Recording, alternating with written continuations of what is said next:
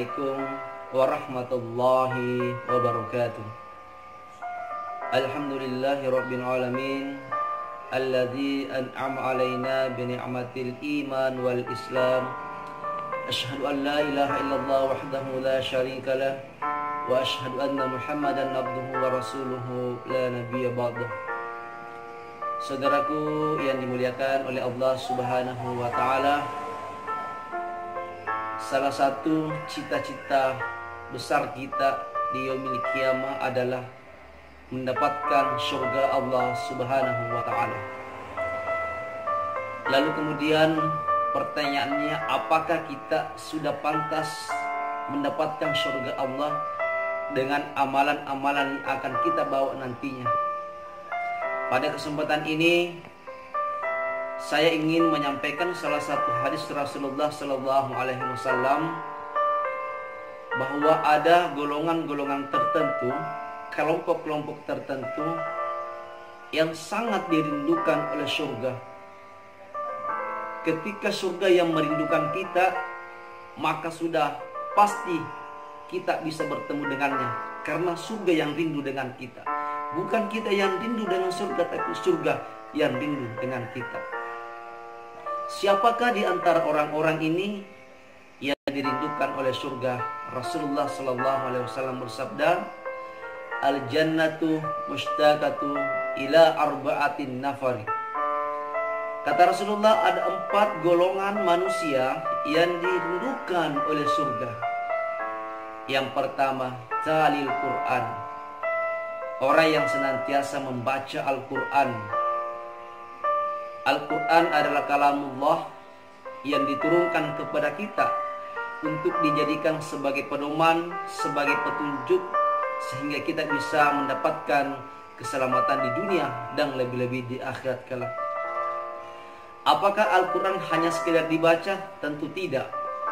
Rasulullah SAW bersabda, khairukum man ta'allama Al-Quran wa 'allamahu. Sebaik-baik di antara kalian yang mempelajari Al-Quran dan mengamalkan.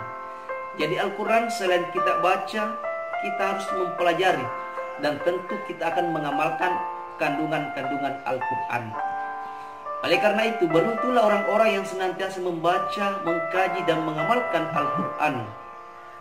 Di dalam bulan suci Ramadan ini, mari kita perbanyak membaca Al-Quran, mengkaji Al-Quran, dan tentunya mengamalkan Al-Quran. Yang kedua, orang yang dicintai atau dirindukan oleh surga, wa hafizil lisan, orang yang senantiasa menjaga lidahnya. Ada apa dengan lidah kita ini? Suatu ketika Luqmanul Hakim dipanggil sama tuannya. Wahai Luqman, ambillah seekor kambing, lalu kemudian sembelih dan berikan saya yang terbaik di antara anggota tubuh kambing tersebut.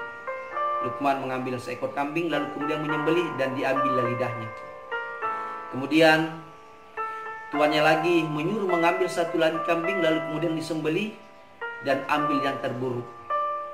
Luqman mengambil dan menyembelih dan diambillah lidahnya, bagian dari yang terburuk.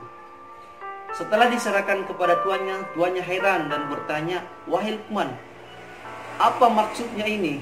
Saya menyuruh kamu mengambil yang terbaik, kau ambil lidahnya. Saya suruh ambil kamu yang buruk, kau ambil lidahnya. Apa maksudnya ini? Wahai tuanku, itulah lidah. Lidah manusia kadang membuat manusia yang baik, kadang juga membuat buruk, tergantung. Kalaulah manusia menggunakan lidahnya dengan perkataan-perkataan yang terpuji, maka insya Allah akan menjadi mulia atau baik. Tetapi sebaliknya, kalau manusia tidak mampu mengendalikan lisannya atau lidahnya dari perkataan-perkataan yang tercela, maka disitulah manusia hina atau buruk. Oleh karena itu, saudaraku yang dimuliakan oleh Allah, mari kita jaga lisan kita ini, lidah kita ini. Lidah ini memang tidak bertulang, kan tetapi ketika melukai perasaan orang, melukai hati orang, maka sangat sulit untuk ditemukan obatnya. Maka lidah ini kita fungsikan demi kebaikan, mengajak, berbicara penuh dengan hikmah, Kalau tidak terlalu penting, maka kita diam saja. Jangan sebaliknya, suka menggosip, menggibah, menceritakan aib dan keburukan orang-orang. Inilah yang dicintai atau dirindukan oleh surga, yang menjaga lisannya. Yang ketiga, wa mutbi'inal ji'an, orang yang memberikan makan bagi orang yang lapar. Orang-orang yang bersedekah memberikan orang makanan bagi yang lapar, maka itulah orang yang dirindukan oleh surga. Maka beruntunglah orang-orang yang senantiasa bersedekah, memberikan makanan orang yang berpuasa, memberikan makanan anak-anak yatim. Maka sesungguhnya makanan yang kita berikan di dunia, itulah yang akan nanti memberikan kita keselamatan di yaumil qiyamah. Dan yang terakhir, puasa Ramadan, orang yang senantiasa berpuasa pada bulan suci Ramadan. Bulan suci Ramadan ini adalah bulan di mana umat Islam diperintahkan untuk melakukan ibadah puasa. Nah, tentu ganjarannya atau hikmahnya adalah supaya manusia itu insya Allah bisa dirindukan oleh surga Allah Subhanahu wa ta'ala.